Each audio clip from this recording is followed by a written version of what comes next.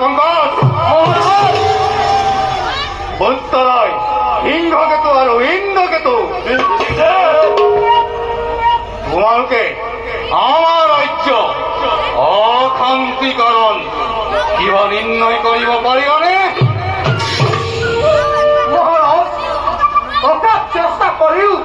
আমার রাজ্যত ঘটি থকা অলৌকিক কাৰ্যকলাপৰ কোনো নিৰ্ধাৰণ কৰিব পৰা নাই মহাৰাজ দেৱতা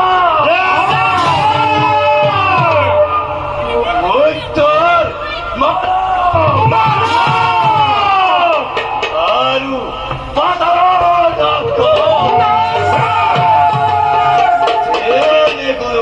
ভক্তি নয়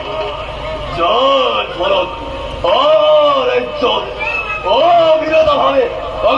ঘটিব ধরছে আমি অন্য